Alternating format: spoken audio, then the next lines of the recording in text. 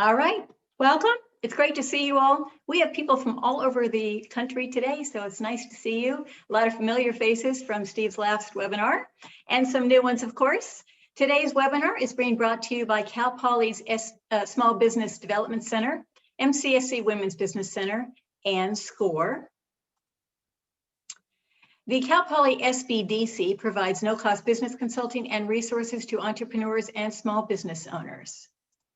MCSC, a Women's Business Center, provides support to individuals looking at self-employment as a viable option to their next career in SLO, Kern, and now Monterey counties. We help startups and existing small businesses with low to no cost services, including entrepreneurial training courses in English and Spanish. And last but not least, we have SCORE, who provides free mentoring tailored to meet the needs of your small business and goals. In short, all three of us are here to support you in your small business. We're here to help the economy keep going. So use us. I'm going to put our contact information in the chat box in a little bit. I would like to thank Steve Burnside from Clever Ducks, which is the best name ever. Clever Ducks is in San Luis Obispo. He's presenting today. He has a passion to help technology make sense. Steve can often be found speaking at local community organizations and events. Last month, he presented social media marketing for us in an exciting one-on-one webinar, a 1-hour webinar, and you can find that on the Women's Business Center YouTube page. I'll put the link for that in the chat box shortly. Let's see, when not conquering the tech world, Steve enjoys spending time with his 2 boys, playing guitar, and plotting for the next guitar acquisition.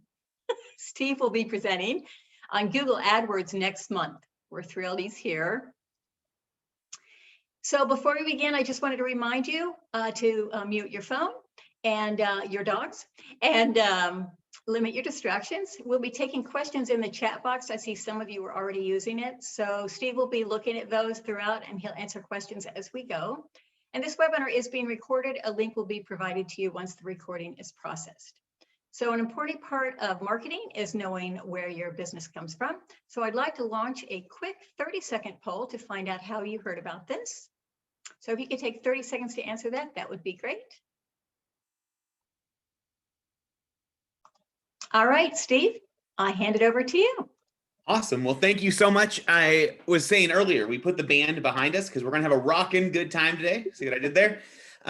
This is actually my buddy, Jeff McErlane. He just put out an album with Robin Ford and he's an awesome guitar player. So that being said, I'm excited today to talk about SEO content strategy. And there's a couple things we have to talk about. This is going to be a flying seminar.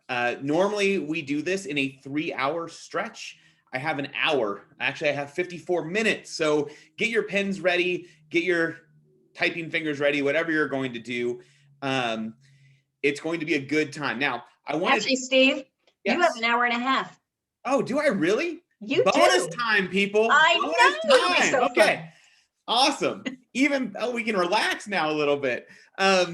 So I've had my caffeine. I hope you've had yours. Let's jump into a couple preliminary things. First off, I just want to say SEO is a huge topic.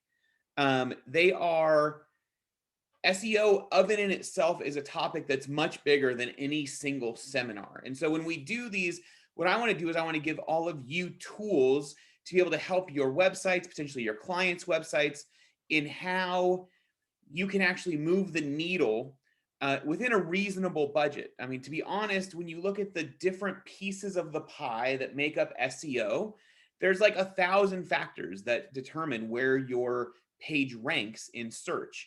And to really compete against some of the big national players, if you're in that space, it's a huge budget and a huge time commitment. But if you do an SEO content strategy and you do it correctly, you can actually see a lot of results that isn't really going to cost you a whole bunch of money. So that, I just want to preface that we are talking about SEO content strategies today. This isn't let's dig into the back end of a website or a WordPress site and do all of the meta stuff and all the things that you may or may not know how to do. This is really about how you can create a path for yourself to get found for certain keywords. Speaking of keywords, let's talk about that. I'm not a big fan of PowerPoint, so I'm not throwing up a PowerPoint here. I want this to be a very, very organic, as in person as we can get it to feel, I am going to share my browser with you here because I'm going to show you a bunch of different tools and different things. Okay. Once again, if questions come along, happy to answer those. And if there's really important ones, somebody tell me. There's a really important one that came up. So first off, the biggest conundrum I see in most websites is you do a business and you want to be found for that business, and then you come to an SEO webinar or seminar or whatever it is, trying to figure out the magic key to be found for your business, when in reality you don't even know what you want to be found for. And I see this all the time with friends or with, whenever we do these seminars, is somebody will have a website and maybe they're a barber. I'm just going to make something up here. And they want to get found more. And I asked them, well, what words do you want to get found for? Well, I don't know. I'm a barber. I want to just show up for barbering, I guess. So they've never really thought through the exact words that they want to show up for. This is extremely important. Okay. So let's talk a little bit about keywords versus key phrases. A keyword is a single word. Okay. A key phrase is a series of words. It could be a sentence. It could be 3 words. It could be 4 words. A key phrase is what I'm going to encourage you to find out about yourself of what you want to be found for. When somebody goes to Google, what do you want them to search? What is that search term that you want to show up for? If you don't know the answer to that, building any sort of SEO strategy is actually impossible because you don't know what you want to be found for. So this is really, as a foundational piece, what are the key phrases you want to show up for? Okay. And you can't tell me just, I want to show up for, if you tell me you want to show up for realtor because you're a realtor, I'm going to encourage you to go deeper than that, because if you just look up realtor, you're playing against national brands. You're playing against people that have a huge budget.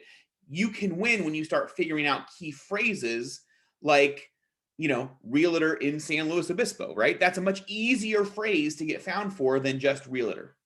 And somebody's asked for example of key phrases. That was one of them, right? A key phrase would be, I want to show up for realtor San Luis Obispo. We're actually going to dig into a website of one of my friends, Denise Benda. She's a florist in town, and I was talking to her about this seminar on Sunday, actually. And so I actually have her website. We're going to dig in to her site, and I'm going to give you more key phrase examples. So let's jump over to my screen real fast. Find it here.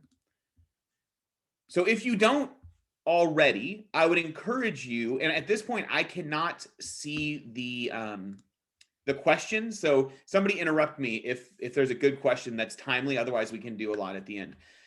If you don't have this set up right now during this seminar, I would encourage you to do this, which is pull up a Google Doc, pull up a Word doc, get a piece of paper, something, and let's talk about keywords and key phrase ideas. This is step 1 of your SEO content plan, right? Step 1, SEO planning in 3 simple steps. So step 1 is figure out your keyword and key phrase idea list. Now, this is just a brainstorm list right now. So like I said, we are going to talk about this website here, Flowers by Denise, and I want you to just apply everything I'm saying to your website, okay? Don't copy what I'm writing, do it for your website. So Denise, like I said, is a wedding florist in town. She's fantastic. If you're getting married, give her a call. But we would just sit down and just say, let's just start throwing out keywords. So flowers, florist, wedding flowers, okay. So boom, those are essentially key words. Okay. Now we're going to take these keywords and we're going to start doing some research, and we're going to expand these into key phrases. Okay.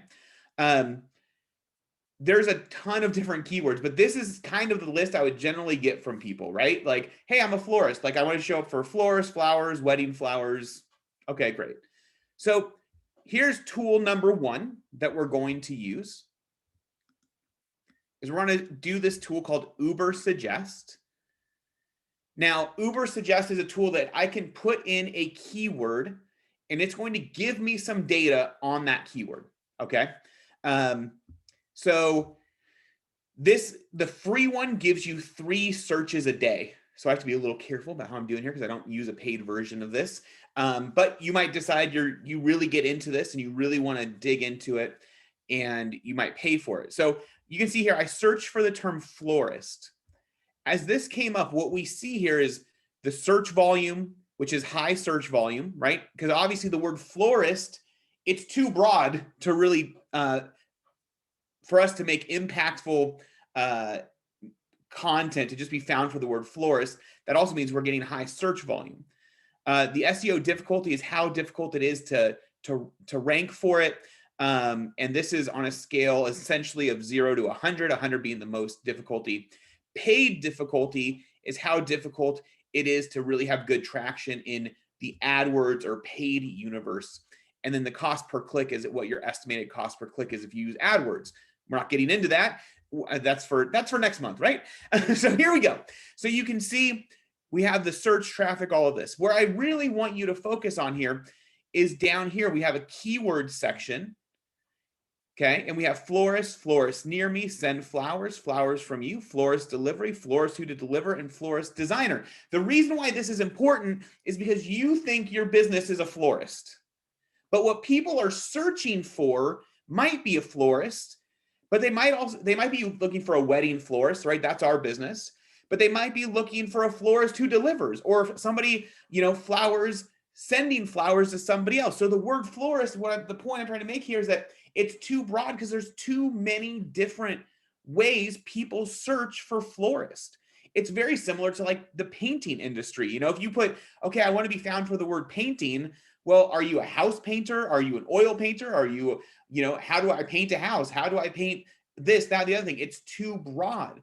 And this is where that keywords idea is going to show you based on that search term, right? The one word, the search word, right? It's going to start showing you some of the things that people are searching for here. So you can start defining what you actually want to be found for. Now, what else is interesting on Uber Suggest is down here, it gives us content ideas.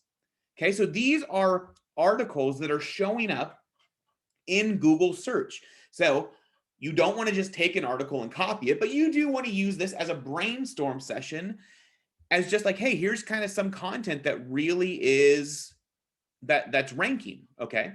Now we're going to get into the content thing in a little bit, but I want over on the left here, we have this button that says keyword ideas.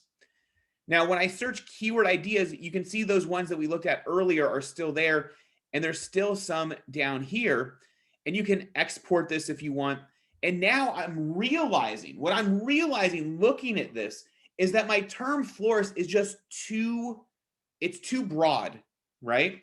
So let's say instead of florist, what if we typed in wedding florist? And let's see what comes up.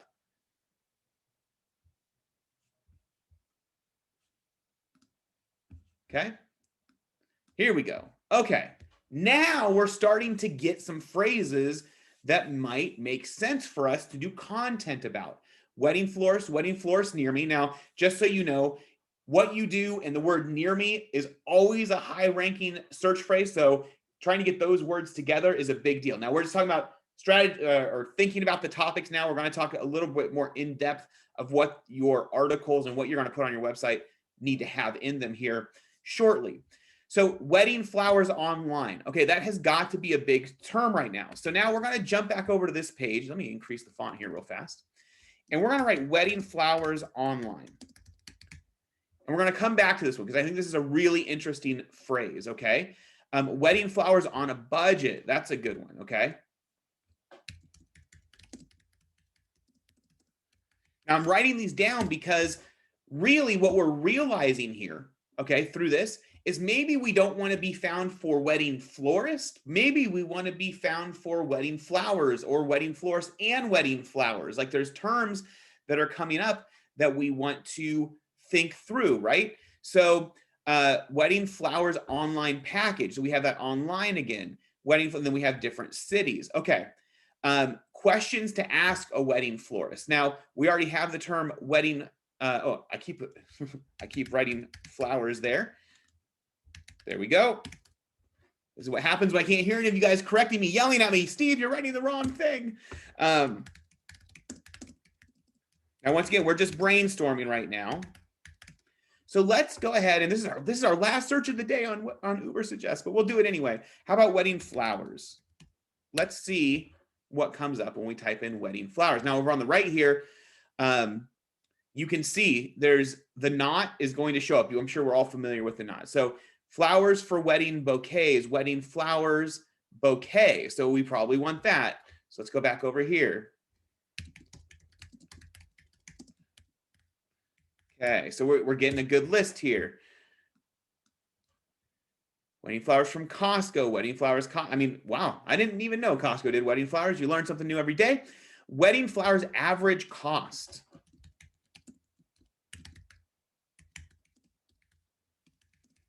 Okay, like it. And let's find one more. Wedding flowers centerpieces. Okay, so we have some great content ideas, and that's from Ubersuggest.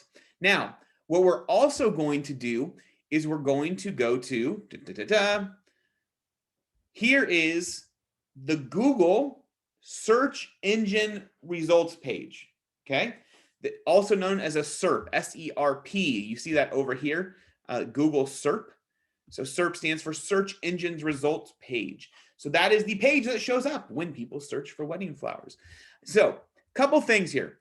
I'm going to show you the free tools and the easy tools that Google actually gives you to help start thinking about articles and things that you want to show up for, okay?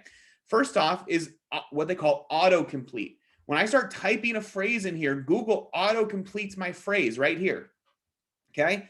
So we know Google is essentially telling you, here are things people are searching for. Wedding flowers types, wedding flowers near me, wedding flowers online, fake wedding flowers. That's interesting. I like that. DIY wedding flowers, popular wedding flowers. Okay. Perfect. Awesome. Artificial wedding flowers. So maybe fake and artificial are in the same kind of boat there. And silk wedding flowers. And so I want to make a note. That could actually be its own little thing. So we'll put that down here. So here's what's interesting. What we're discovering, right, is that when we think people are searching for wedding flowers, and I'm a florist locally, I'm like, yeah, people are searching for wedding flowers, but they're searching for a huge number of different things, a huge number of different things. So that's called autocomplete. You can do this with any topic you want, right? Now, here's the other cool thing. You scroll all the way down to the bottom of the Google search engine result page, and Google's going to hand you a whole bunch of other ideas. They're just giving these things away for free. It's like they can't get rid of them fast enough, right? And so here's related searches. Wedding flowers packages, wedding flowers costs, wedding flowers online. I mean, a lot of similar things, but you know what? We know people are searching for these. So how about wedding flowers? Which one do we like here? Wedding flowers types. So let's just click that. So now we've gone to another SERP here, another search engine results page, and we can start seeing what's showing up first here. Brides.com, a glossary of wedding flowers by colors, right? And then we can go back down to related search, and we have more related search options. All of these are great tools and ideas for you to continue to brainstorm different keywords and key phrases. Now, hot tip here, if you saw over on the right-hand side of my Google browser, I have a plugin installed called Keywords Anywhere, okay? Or Keywords Everywhere. Let's find out what it's called. Keywords Everywhere. That's what it's called, right there. You can see it. You see that little K. If you go to the Chrome extension shop, the little extension store they have, you can get this plugin also. It's super cheap. It's like they only charge you when you expand some of these metrics. And so I think I've paid $10 over the last year or something. It's definitely worth getting, because what this tool is going to do is it's going to take your keyword that you put in there, or key phrase, and it's going to break it out even more for you, okay? It's going to break it out to trending keywords and related keywords and long tail keywords, Keywords everywhere. Thank you for bringing up the term long tail keyword, because that is what we want. Okay. A long tail keyword is a keyword more than a word, and arguably most people say it's at least 3 words. Okay. So long tail keywords, any idea we're going to end up with over in this idea list, if you will, minimum 3 words. If you have minimum 3 words, it's going to be easier to rank for. When I say rank for, it means more people are going to find what you're doing in Google if you have at least a 3-word phrase. Okay, that's why keywords, did I tell you what's anywhere everywhere? There we go. Keywords everywhere, gives you this list. So right here we have long tail keyword ideas. Okay, so, and we've seen a lot of these before. So when you start seeing the same things over and over again, you can start making some assumptions that those key phrases or long tail keywords, whatever you want to call them, are being searched for often. Okay, and we've seen most of these. Yes. We do have some questions. Cool. That might be good to ask Great. here. So the most recent one is, how is a long tail keyword different than a key phrase? Same words for that is this. I'm using those 2 words as the same thing. So a long tail keyword and a key phrase, I generally define as the same. Long tail keyword is more of an industry specific term, but they're the same thing. Any keyword over 3 words or more. Okay, and then also, can you show how to access SERP again? Yeah, well, SERP is just the search engine's result page. Okay, I jumped over to Ubersuggest, where just to give you a reference of where this is saying Google SERP. So SERP is if you go to google.com. So if we go to google.com, right, and we see this page right here, and then I type in wedding flowers. This page that shows up, this is the search engine's results page. Yep. Okay, and then one more. Somebody uses Instagram the most. Do you use the phrases for hashtags or just for website content? This is generally just for for website content. Hashtag research is a totally different world. So generally, the longer the hashtag, the more difficult. So, yep, awesome, great. One little tool I'm going to show you here that Keywords Everywhere does is they have this. This is how you can buy credits here, and right, $10 gives you 100,000 credits. Okay, so it's just, and what those credits will do is they'll load these metrics of how often these words are being searched for and all sorts of stuff. So it's a great little tool to have in your browser. All right, we're going to jump to the next awesome tool, the next awesome free tool for you to figure out, which is Google Trends. So if you go to trends, trends.google.com, you will be able to see the trends that Google is seeing with any of the search terms that we are looking at. So I just have wedding flowers up here, and you can see the interest over time. Why is this important? Why is the interest over time important? Well, it's important because a lot of things that we talk about are cyclical, right? They don't happen every month of every year. So to know which months are there's more exploring of certain keywords can be really powerful, because as you get a list of articles and keywords and key phrases you want to show up for, this is going to help you understand when you probably need to start thinking about getting those articles released. So if we have an article about wedding flowers, and we can see that those peak in January, like the interest for that peaks in January for whatever reason. Okay, so that being said, if we have this article and we just got done writing it and we're down here, or if we have to write 3 different articles, that's a better example. If we have to write 3 different articles, I have to choose which one to write, and we're down here in April, and I have something that's about to trend up. Well, I'm going to write that first article first and get it on the website. So you can use this tool. You can see it can do United States. It can do actually anywhere in the world. You can choose the time frame. So we have the past 12 months here. We can do the past 5 years. So you can kind of see the overall, and you can see these trends are actually relatively consistent. Or you can do 2004 to present. So kind of interesting. The trend of this wedding flowers term over time is kind of interesting, how that's going down, if you will.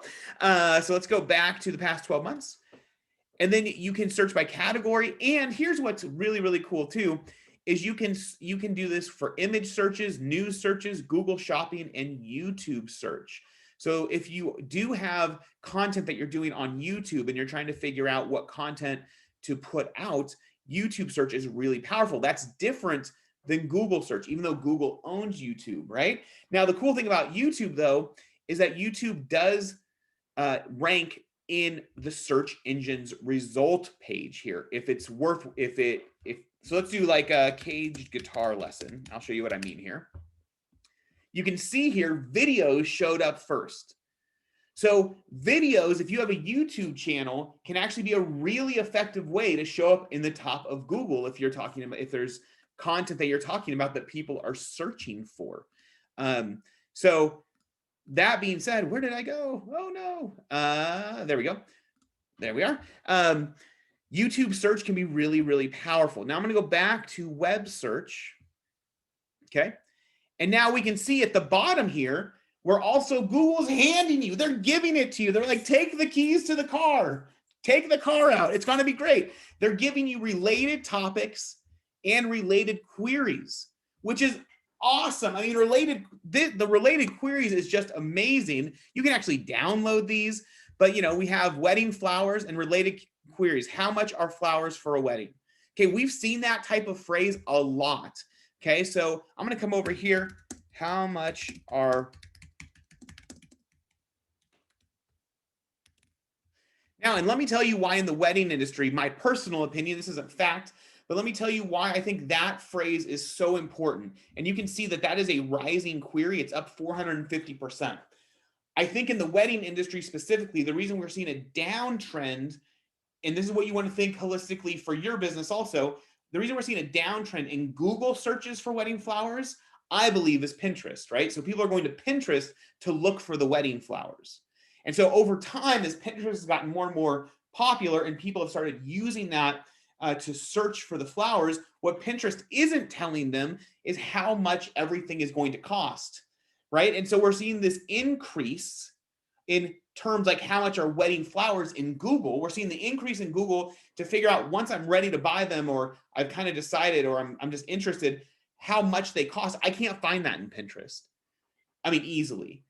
So I'm going to go to Google and search that. So there's terms that are going to be searched in Google that maybe are becoming less popular because of the industry, but then there's other terms, the next step in the buying process, now that term is showing up, right? And then you also have over here related topics, okay? Now there's 7 queries over here, types of wedding flowers. And so we keep seeing types of wedding flowers. So I'm going to write a little article here, types of wedding flowers. Okay. So that is Google Trends. This thing, it's totally free. You just go to trends.google.com. As long as you have a Google or a Gmail account, you can pop that up there. Let's do cost of wedding flowers just for fun, just for kicks, and see what happens here. And you can see, let's do the past 5 years. Pretty consistent there. Now I'm interested. I didn't do any pre-research on this, but I am interested to where this is going. So you can see at least the interest for cost of wedding flowers has been staying the same and is up a little bit over this short period that we were in. But it's not going down like it was, like the wedding flowers term was. So that's a really important differentiation there. Cost of flowers for wedding, is it? Let's see how much different that is. If it's different, because cost of wedding flowers and flowers for wedding are actually 2 different search phrases, and that's a breakout one. So there's not enough info yet on it, but that's something worth looking at. Okay, awesome. Okay, deep breath. Here we go. Now we're back on, and what I want to show you real quick are 2 paid tools. Okay, these are both paid, but they can also help with this. Okay, so one is SEMrush. This is kind of the king of the castle in my opinion. It has a full topic research section. So if you really get into this, it has a full topic research section. It actually has a content marketplace where you can pay people to write content for your website. And it has a social media poster on there also. So this is a really cool one. It's about $120 a month. So it is definitely something you're not going to want to just get and let sit on the side. But it is really powerful. Now it also allows you, there's all sorts of features. So this isn't an SEM Rush session here, but you can go here and you can just see all of the different tools that it has.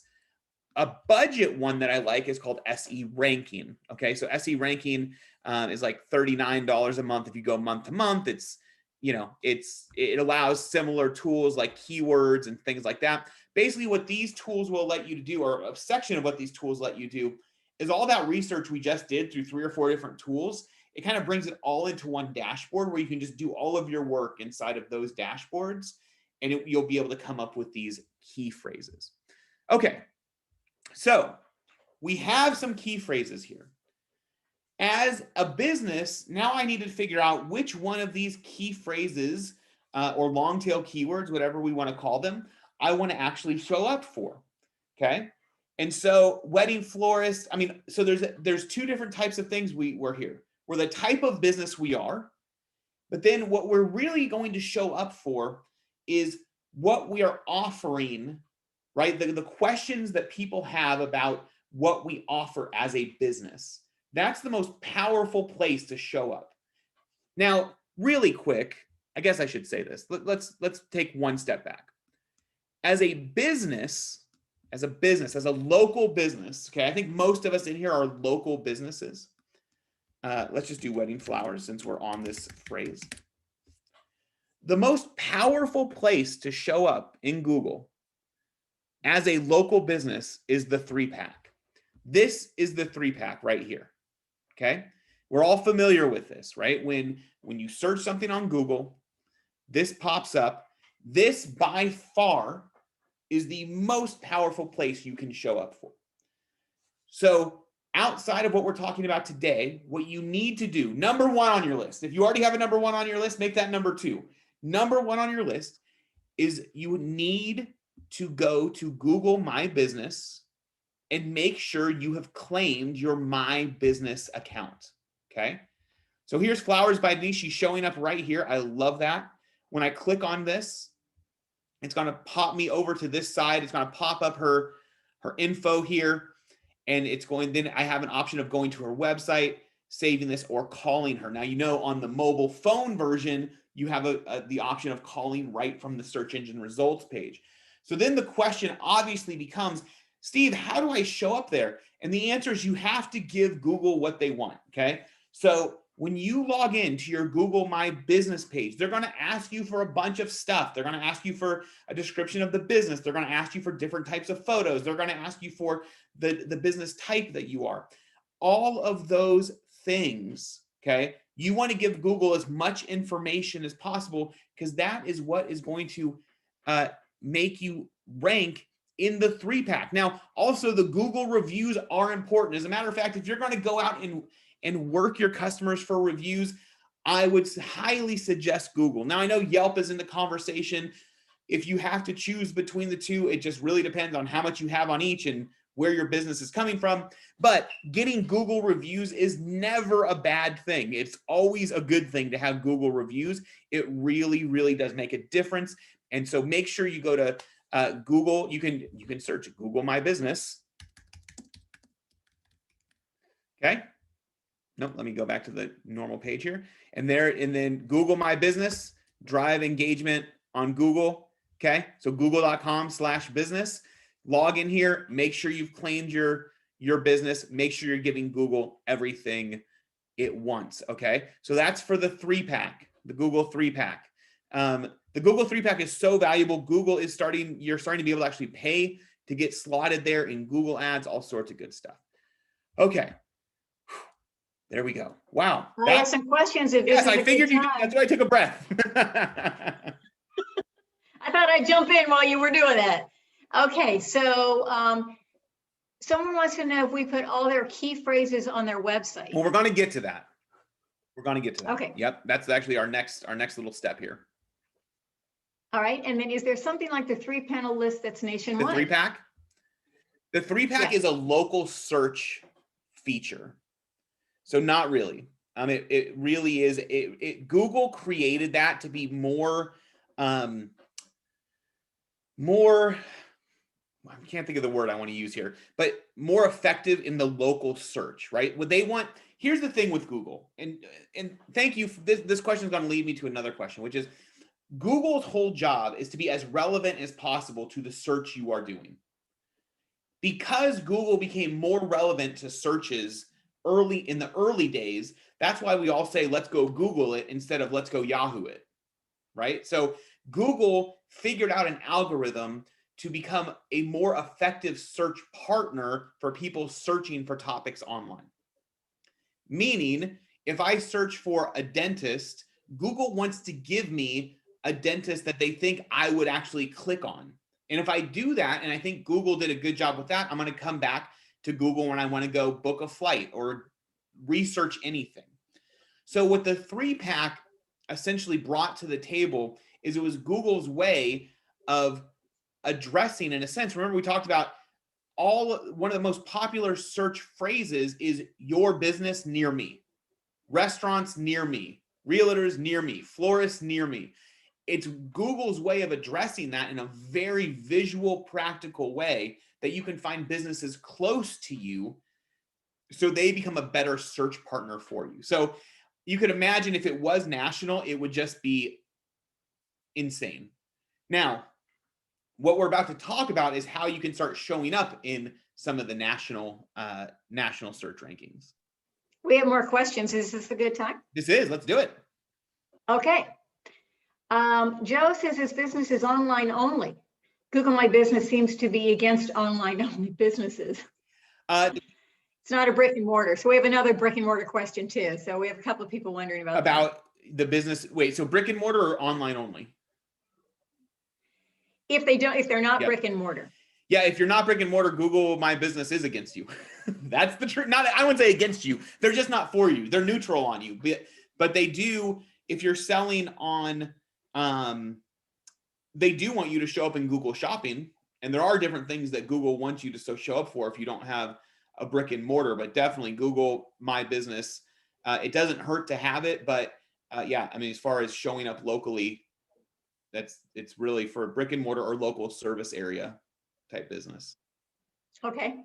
And then how do you get Google noticed if you're a nationwide company and also triangular? Can't even say that word. Triangular. Well, let's talk about how to get noticed if you're a national company, right? Because I think that was the heart of the question. So that's part of what we're talking about is you have to find, let me tell a story to answer that. Let's bring that. Is there other questions? So I can bring that question to the last one, so I can tell a story and go right into the next section here. Another one wanted to know if she should use a PO box. Again, yeah, this is interesting. So you can't technically use a PO box. You can use a UPS store box. So I have had I've worked with a buddy of mine who's a plumber and other businesses, but the one that comes to mind is him.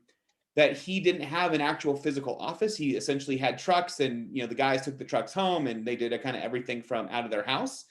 So he opened up a UPS store box, and because the UPS store has a street address. So Google wants a street address, not a PO box address. So UPS store or Perry's Parcel or any of those that have a street address, you can actually do that for. And I actually think that's a decent strategy to make sure you can get a My Business listing.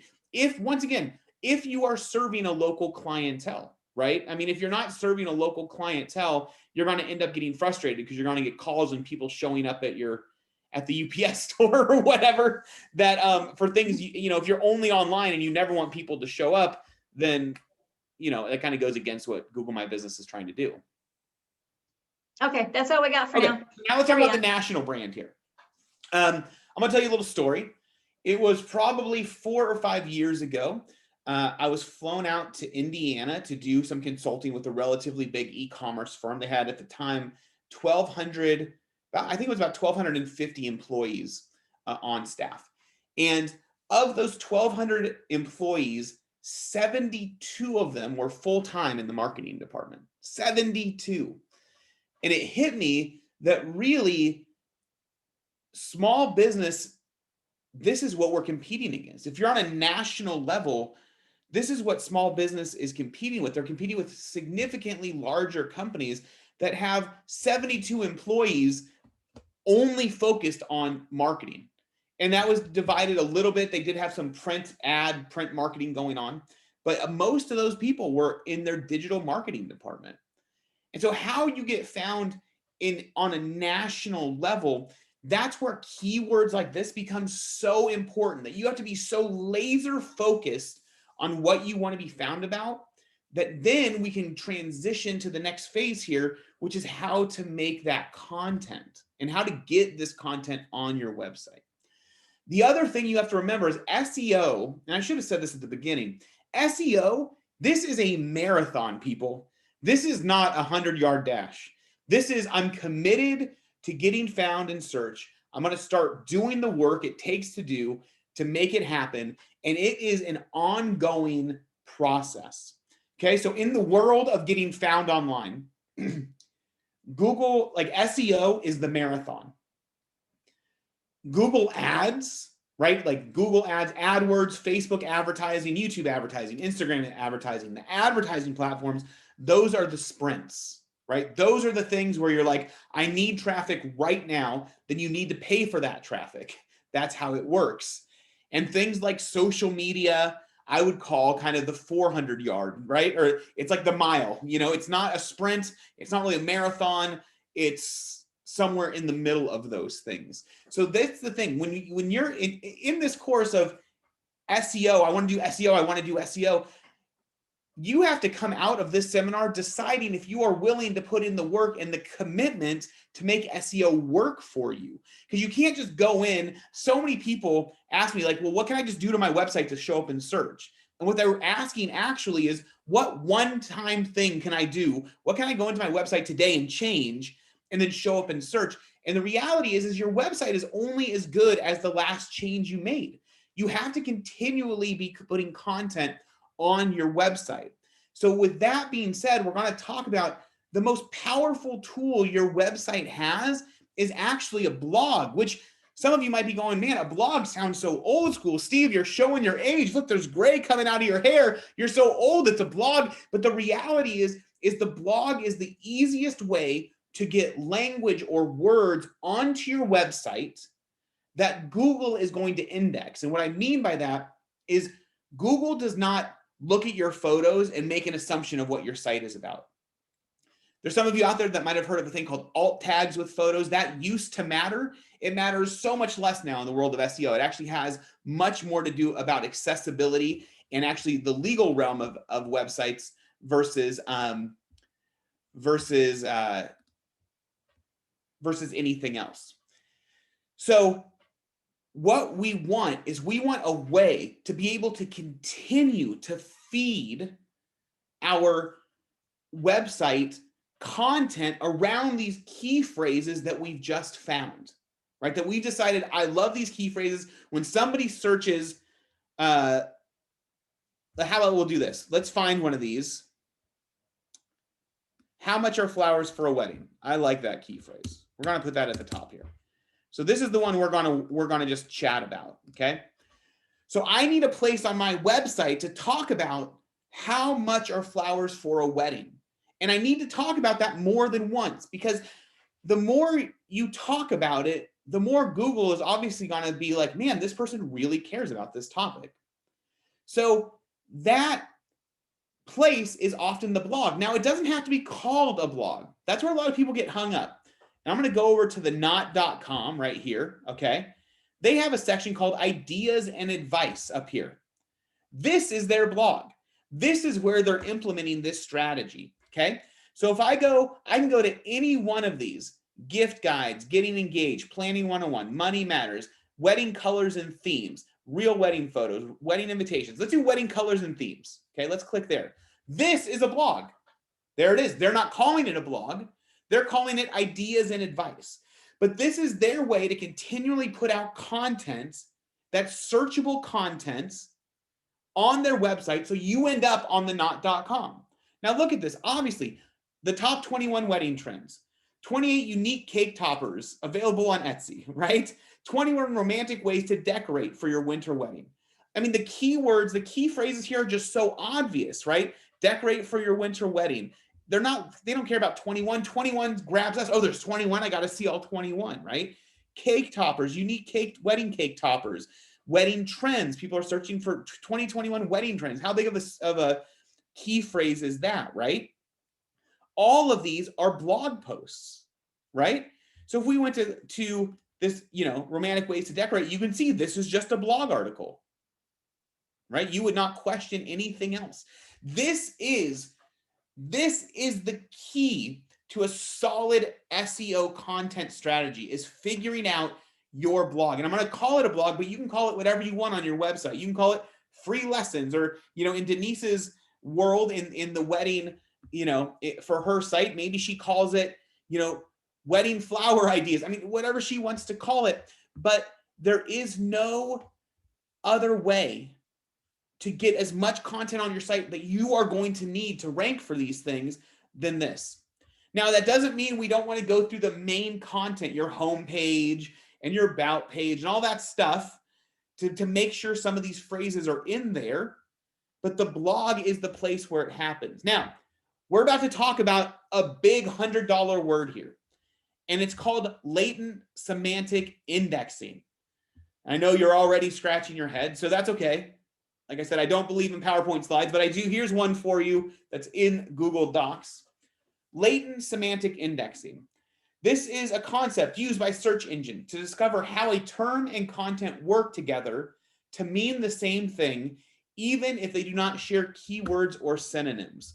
Okay, let me break this down for you. Latent semantic indexing is how Google fought web guys like me back in the late 90s and early 2000s. So back in the day, and we had a question earlier about, should I just put all these key phrases on my website? You see, we used to do that. Back in the late 90s and early 2000s, you'd build a website and you'd have all these keywords you want to show up for. And if you had a white background on your website, you'd put white text on the website, and then you'd rank for all of these terms. And on the white text would just be a spraying, if you will, of keywords. Well, Google was like, this is actually not good. Like, this is not good for people if they're searching for things. Like, this website may or may not be about the thing that they're showing up for, because there's just a scattering of search words. And once again, remember we said Google wants to be the best referral partner they can be. So they want to send people to content that's valuable and relevant. So when you see these key phrases, you have to think, how do I become a good referral for Google, right? A lot of us are in business networking groups, and we try to become a good referral for the people in the networking group, right?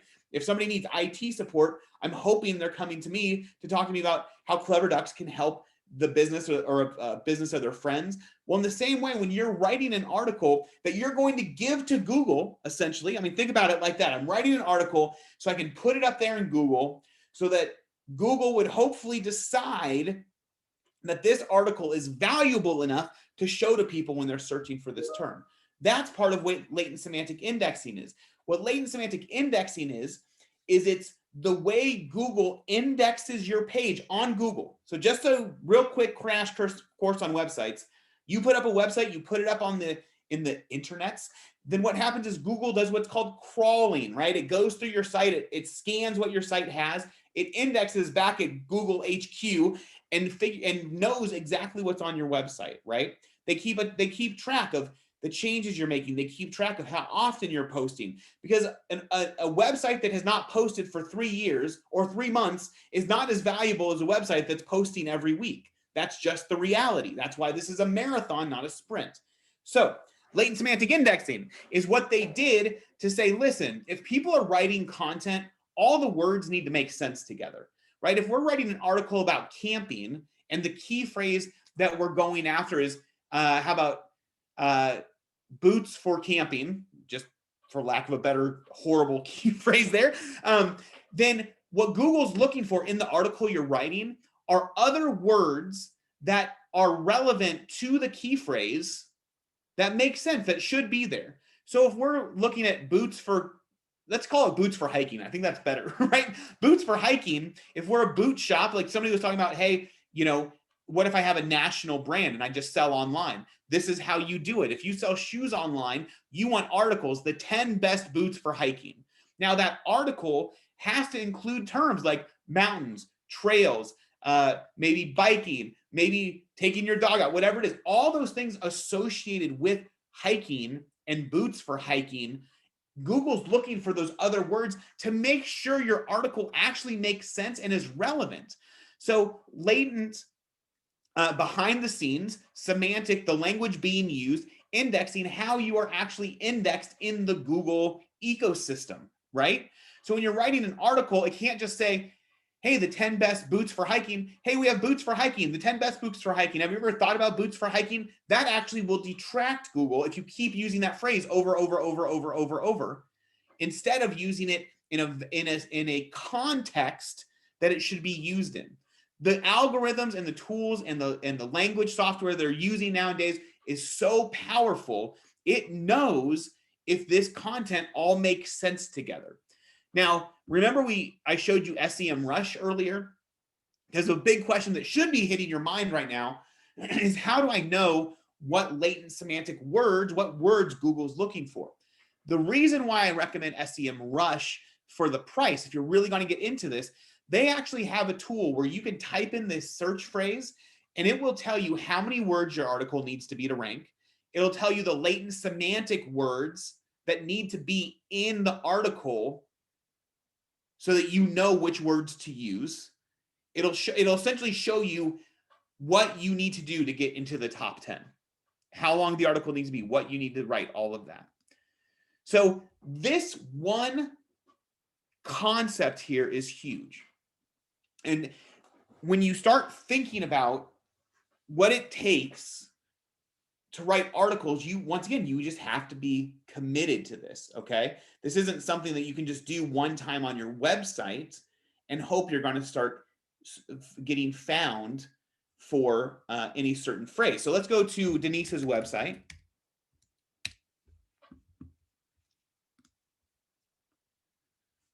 Okay. Beautiful website, super cool, all of these things. Okay. I love this way. She has this little palette tool down here where I can choose what palette, and then I see pictures. But I want to make a point here. And Denise said she would jump on, so maybe you're here already. So if not, I'll tell you about this later. Google indexes language, right? To really discover what your website is about, you have to have language.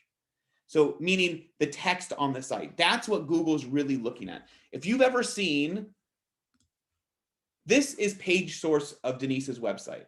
This is the coding of Denise's website. This is what Google is looking at, okay?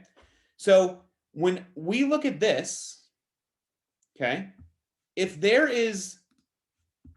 I don't have much language on the website, what are my chances of being found? Okay. And if I don't have language on the website with the keywords over here that I want to be found for, how am I ever going to get found for those? Right? Google does not read your mind. Google does not make assumptions about what you do. Google on some level doesn't even care if you rank or not. If you're not helping Google, they're not going to help you. Okay. So one of the things that I would tell Denise is, listen, we need better language. We need more language, right? We need, like, this page is beautiful. It's awesome. If you don't want to mess with your homepage, then you need a blog. You need something that is going to give us more content out there, right? Now, would I go through these paragraphs that she does have and kind of go, okay, let's get some of these key phrases in there? Yeah, down here, all of our floral arrangements, maybe I'd write all of our wedding floral arrangements, or all of our floral arrangements for weddings are custom designed, right? We'd want to get that wedding in there again, all of that. So that blog piece is how you can create content, okay, and create it on a very in a long scope. There you go. I'm going to pause for a second and just see if any questions have come up about that before we move on to the next kind of. We do have some questions piling up, and Denise says hi. Oh, hi, Denise. Good. I'm glad you made it. Okay, so we have 8. So if you just want to give the Reader's Digest answer, that would be great. Yep. After submitting your business data to Google My Business, do you get on the top Google 3-pack through reviews? The more reviews, the best chance? The more reviews, the better chance. The better chance. And that's actually an excellent question. Let me, oh, I saw Granite Ridge on here earlier too. Hi to you guys. We just did a camping thing out there. But if we did wedding flowers, hopefully this works. Let's see, near me. So you can see Denise is showing up and she has 7 reviews, right? And she's showing up first in that 3-pack. The flower lady is showing up and she has 41 reviews. I will tell you, if you're not showing up, the biggest impact I've personally seen is when people aren't showing up in the 3-pack and then they get reviews, or they get good reviews, I guess I should say. Then they do start showing up in the 3-pack. It does make a difference, but it's not the only factor. Okay, and just to confirm, somebody else has to add them. You can't add Google reviews for yourself, can you? Correct, that's correct. You have to have somebody, yeah, they have to add them. Okay, should I still register if I contract out to other businesses or people? That's a pretty specific question that there could be a lot of answers for. So if you have a core business and your business is people coming to you contracting out, then yes, you should. Okay. If you want to be found, how about that? If you want to be found and you want people to call you. All right, if your business is a B&B and depends on national and international clientele, how can you get on a Google search? Well, that's what we've been talking about this last 20 minutes, which is creating content around what people are searching for that are coming to your B&B, right? So you might be, if it's an international, if people are coming international in, you're going to have to find those topics like top 5 places to visit in California, and you're going to be listed as one, or things to do while you're in California, or any of those things. You have to create content that those people are searching for ahead of time. Okay, we do have some blog questions. How can you see the effectiveness of a specific blog? Yeah, great question. So Google Analytics is the free way. So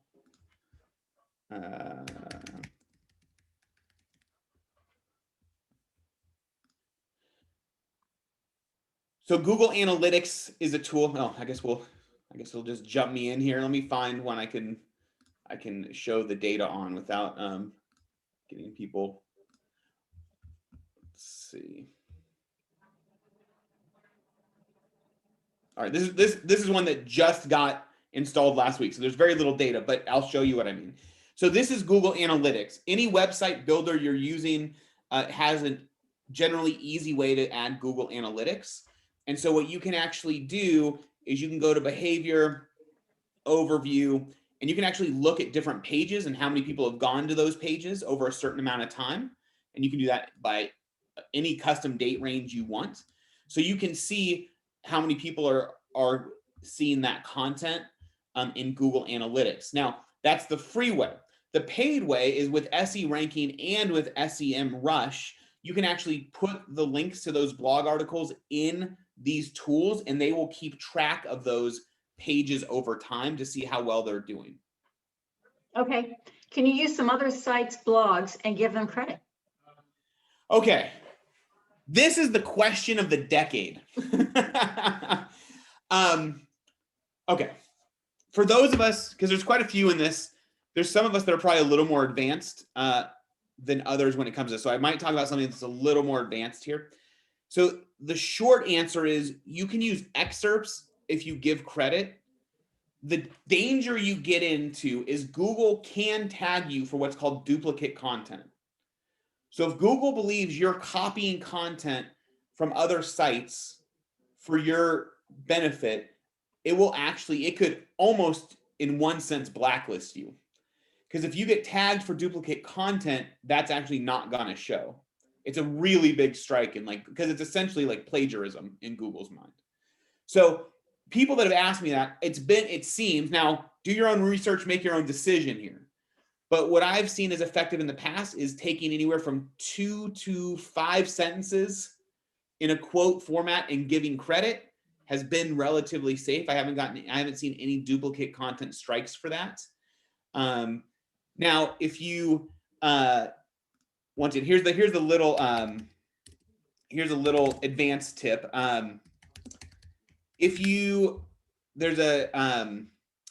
There's a tool Google has called Google Search Console. This is something you can install in the back end of your site, and Google will alert you if there's things on your site that are hindering your SEO. Like page, everything from pages can't be displayed correctly in mobile to duplicate content errors. So if you really want to dig into this and start learning more about your website, I would suggest going to the web URL is search.google.com to be able to really get a visual of how Google is seeing your site on more than just the content. Okay. Is there a site to check on what words the competition is using? Yes. So SEMrush will do that. The competitive nature, like where we went here, there's a competitive that we're back on Uber Suggest. There is a traffic overview. Hopefully it goes there. It might not. Come on, internet. There we go. Oh, this might just be a paid feature. But yeah, any of these paid ones, Uber Suggest, SEMrush, SE Ranking, they're all going to have a competitive analysis piece of it that will show you what search phrases your competitors are showing up for. Okay, we have some more questions, and I think offering your contact information would be useful at the end. So rather than stop you from moving forward, I'm going to let you go on, and then people can ask more questions later. Totally. Awesome. Well, the last piece I want to just talk about is when we write articles. Okay. So at this point we've done, and I know this is a lot of information in a short amount of time. And so, hopefully it's all coming together. At the end of the day, what I want you to do is I want you to find search phrases that you care about. I want you to create content around those search phrases. And then I need you to get that content onto your website. Okay. A couple key notes here. Okay. Actually, let's go to a different page here. Okay. When you write a blog article, there's your title. Okay. And there's a thing called a header 1. If I can spell. There we go. So how much are flowers for a wedding? What if that is, we could just use that as our title. Okay. That could be the title of the article. Then in your website blog builder, whatever you're using, Squarespace or Wix or WordPress or whatever it is, there's a way to highlight text and give it what's called a header 1 or an H1 tag. Now this is like 101 kind of stuff. So if you know this, I'm sorry. Hopefully it's a good overview. So maybe our header 1 is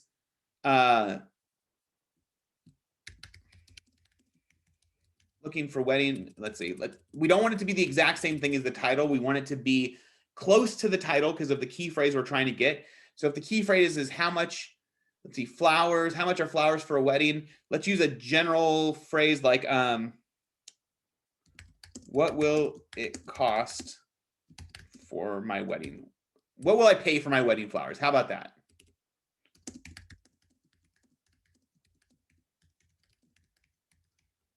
Okay. Then what happens is when you add that H1 tag to it, okay, what Google sees is this. H1, what will I pay for my wedding flowers, and H. For the title, they're going to see this. Okay. Now, the reason this is important is because in the title and in the H1, by tagging these lines with those tags, we're essentially telling Google this is the most important thing on this article. The H1 is literally the most important sentence that your article is going to have. And we are telling Google that by tagging it as an H1. Now, there's a lot of different ways to do this. There's a lot of different ways that you can create. I'm going to tell you, for the sake of entry level, we're just getting into this, 1 H1 per article, please. But you can always go to an H2. Okay. So an H2 might be something where we're listing 5 different things. What will I pay for my wedding flowers? So we have some text in here, blah, blah, blah. You know, your wedding's coming up. It's going to be great. You know, what will I pay for my wedding flowers? So then we could say, how much are, now remember with some of those other key phrases we learned earlier. So how much are fresh wedding flowers? Okay. So end H2 there. Then we'll have text there. Then another H2 might be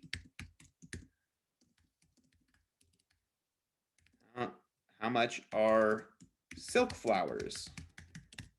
Okay. See what I'm doing here? So then we can make, and maybe we have another H2. Now this isn't the whole article here.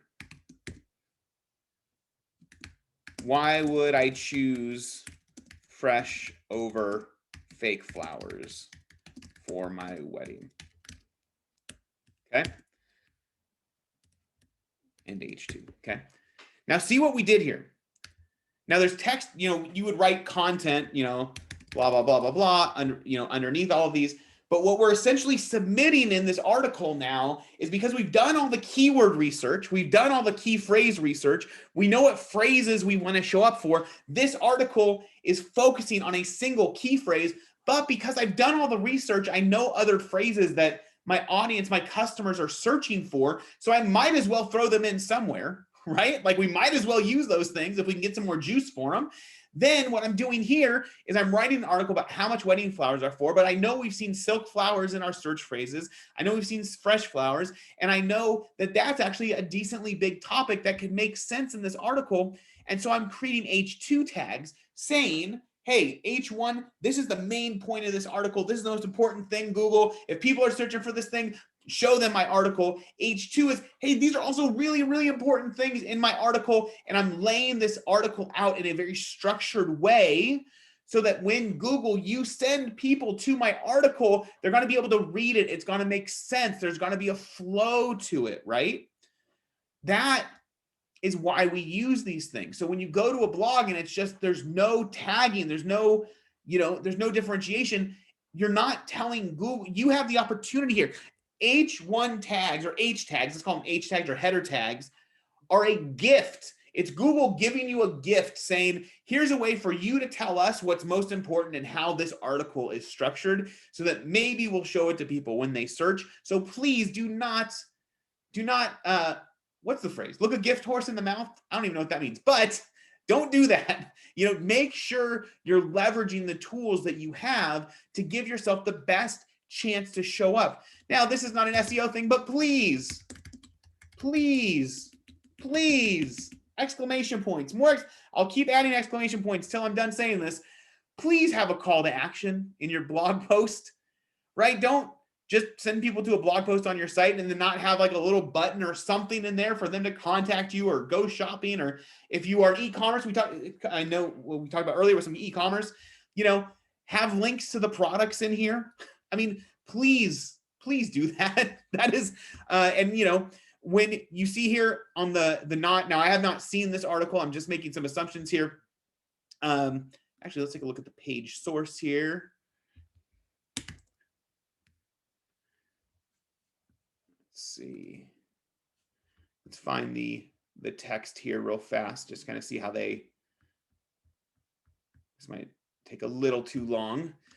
Oh, I was going to get excited. I was going to get all geeked out on you here. But anyway, that being said, already in the first paragraph, you can see the knot has some sort of call to action here, right? Taking you to a different article, getting you deeper in to their ecosystem. And once again, the knot, a lot of their revenue comes from advertising. So the longer you stay on their page, their call to action is do something else on our page so we can get paid. So when you click this Jewelers Mutual Group ad, we get paid. So please keep going on our site, right? Look at all this. There's 3, 4, 5, 6, 7, 8, 9, 10, 11, 12, 13, 14, 15 different, 16. I mean, there's probably 30 different ways we can interact with this content. Now for you, it might not be linked to other parts in your page. It might be, hey, if you're ready to talk about your perfect wedding bouquet, click here to contact me and let's call it a day. But that, making sure the structure of your article, now this is, once again, this is a 101 crash course right here. If you follow this general guideline, you'll be good. Now you don't need to add the title tag. I just put this up here for you to see. That's how Google sees it. When you write a title of your blog in your website blog builder, it will do that for you. Once again, in most builders, you'll highlight the text and there'll be a little option up top to make it a header one. That so they make it super, super, super easy for you.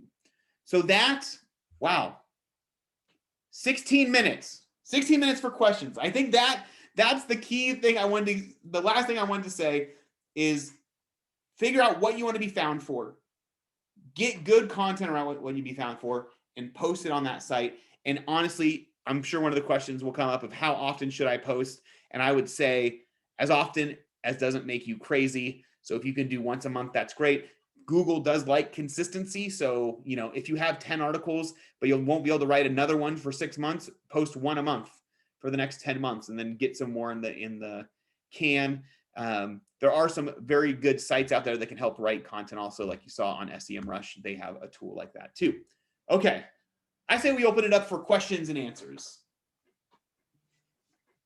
Okay, so we did have one person who asked, so if you don't do a blog, she has a cookbook online and you don't do a blog and use keywords, is it a waste of time to put it up there for purchase? Excellent question.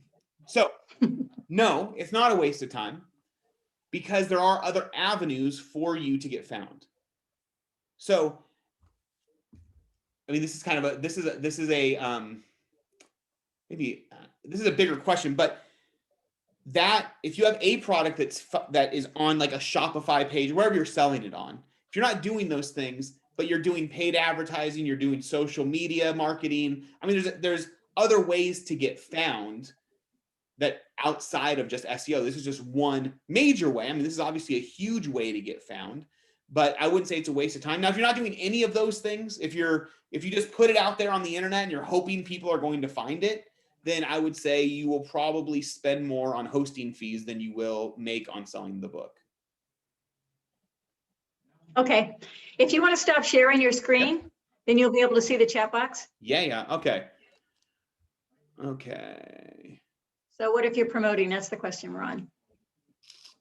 Actually, I see the last message I see is from, let's see if I'm just looking at the wrong box here. I don't see any questions past 1:15. Oh, okay.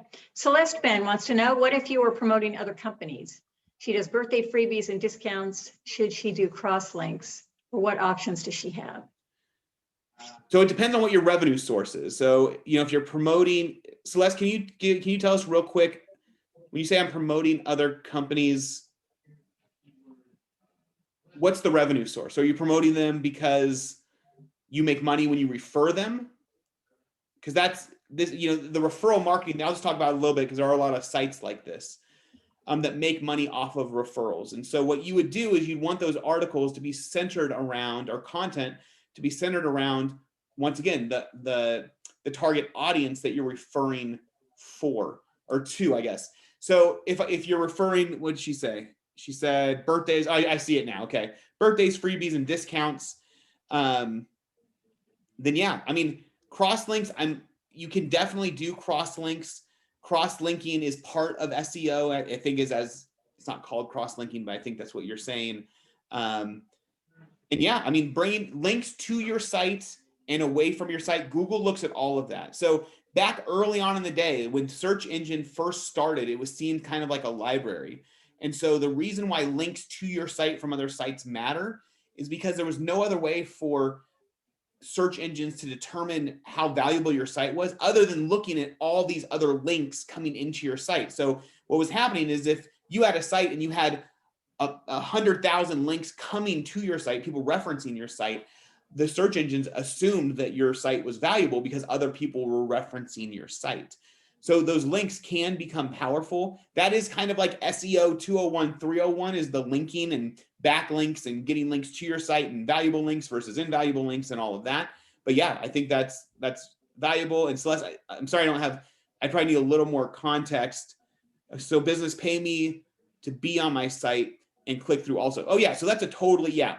So definitely you'd want to click to those people. You'd want some sort of way to track how many times people are clicking out to the businesses that are paying you, which I'm sure you have set up.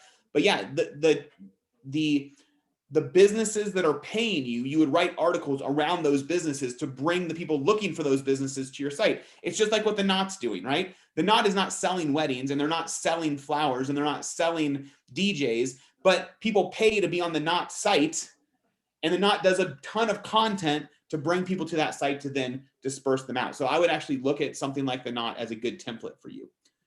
Okay, so the next one, Susanna. If you have two distinctly different audiences, you make two different blogs with their own SEO and some carryover, or might that be bad for you blag too much in common? Well, if they're two distinctly different audiences, then the content, what I would assume, would be distinctly different. So I don't think you would have that problem.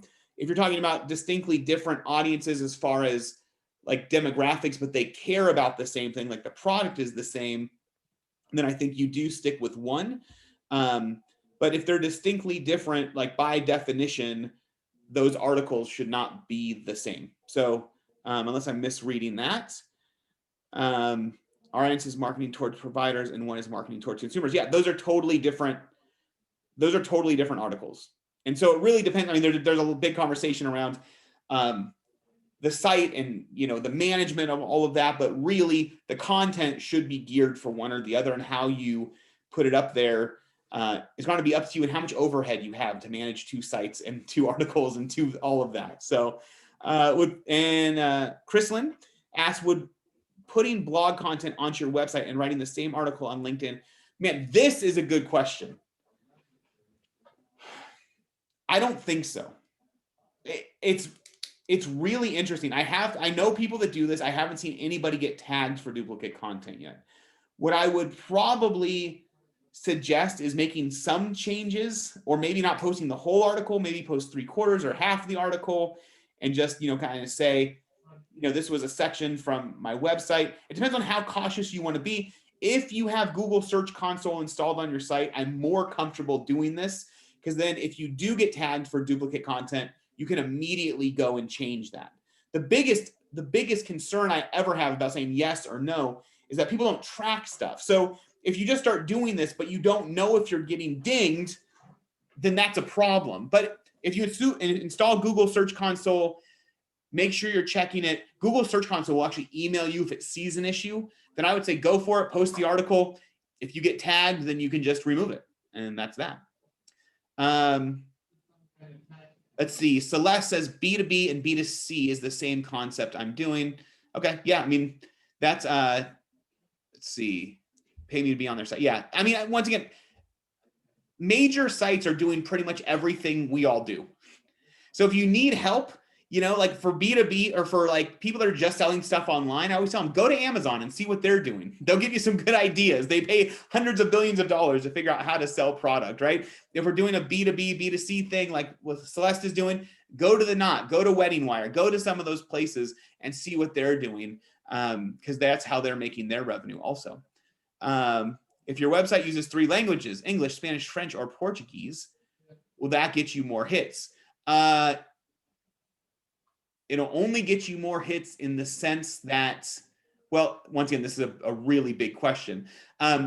Potentially, but it would only get you more hits in the sense of that people that speak those languages natively would potentially come to your site.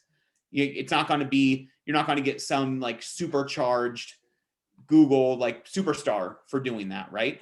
I have some friends that have duplicate sites, not duplicate, but like sites in different countries on those different country servers with those different countries URL linking, right? .co.uk kind of stuff to bring more traffic that way. So if you want to hit an international audience, that's probably the best way, is to have a site that's over there.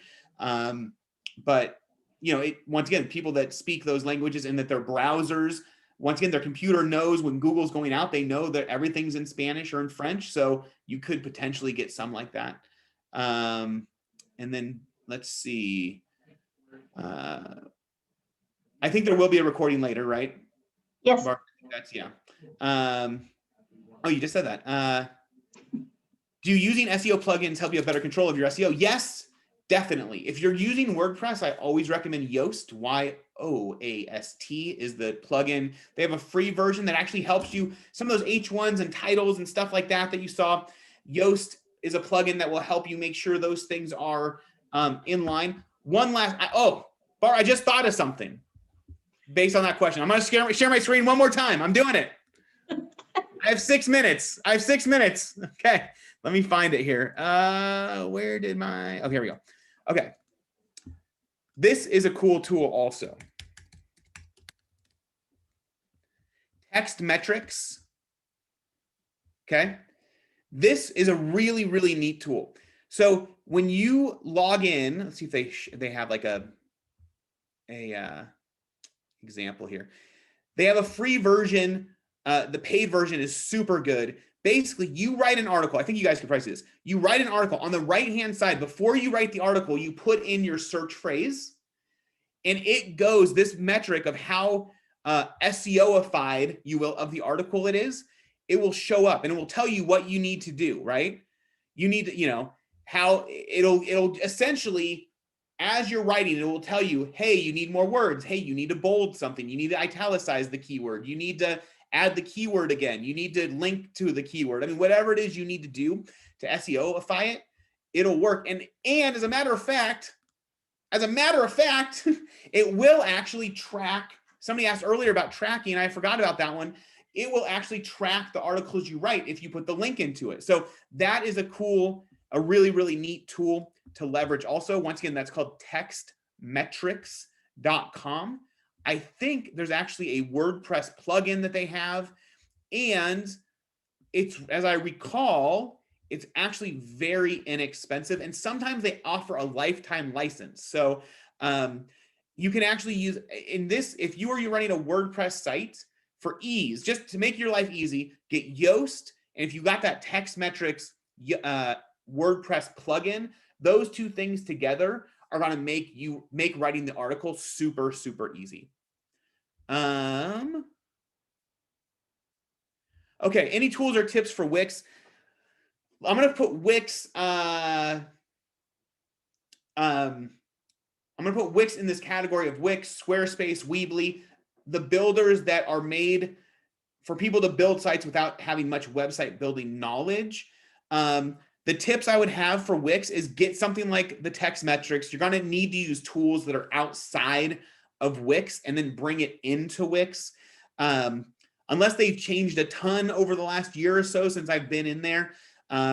It's, Wix serves a purpose and it's great for that purpose, but you're not going to get any sort of advanced stuff in there like these blogs. Like there's a blog function, so you want that. Once again, text metrics actually allows you to write the article on their platform and then just import it into Wix, or copy and paste it, if you will, into Wix. So my suggestion for anybody on Wix, Squarespace, any of those would be have a good tool set, a good workflow outside. And so maybe that workflow is, you do the keyword, you have SE ranking, like this would be the budget one. You have SE ranking to find the keywords and the rank keywords that are going to make sense. You use, text metrics to write the article, make sure you're good there, and then you import it in. Steve, one last question, and then I think people would appreciate hearing your contact information. Yeah, sure. Let's see. Okay, so, is there a better CMS for SEO? So CMS stands for Content Management System. So that is essentially what we would know as a website builder. Honestly, the best for SEO, WordPress gives you the most control. So when you say best, that's probably what I'm going to answer you as far as like what's the best. It's WordPress. But there's so many other factors in this. It's just hard to say like you got to go on WordPress because it's about skill, ability, time, overhead, because getting it done is better than getting it best but not done, So WordPress is the best. as far as what control you have. But if you don't have time to build a WordPress sites need love and feeding, and they need updates every month, and they need all sorts of stuff, which if you know how to do it, it's great. And if you don't, you're going to end up with a rough site in a year or two. So, you know, that's the short, the long and the short. That being said, I hope everybody learned a ton. I know it was fast. Hopefully we can all do this in person next year sometime if I'm invited back. If you guys liked it enough to get me invited back. With that, my email address is just Steve, S-T-E-V-E .Burnside, my last name B-U-R-N-S-I-D-E @cleverducks.com. So definitely, you know, that's the best way to get a hold of me. And I really do hope everybody had a good time. Well, I feel like I've run a bit of a marathon, so I thought it was great. And I love that you created a new word, SEOifying. Oh, yeah. That's a good one. Thank you, Steve. Thank you so much for presenting. You're always exciting to listen to. There is no sleeping happening in this webinar. So again, Steve will be presenting for us next month on AdWords. So if you want to find out about Google AdWords, please attend that. That is April 7th. And you can find that at mcscorp.org. And also, I'm going to share my screen just so you can see all of our contact information again. This is being presented to you by Cal Poly, SBDC, MCSC Women's Business Center, and SCORE. We are all here to help you, small business owners. Most of our services are at no cost, so please make use of us. We're here to help you. Thanks so much for coming. Bye.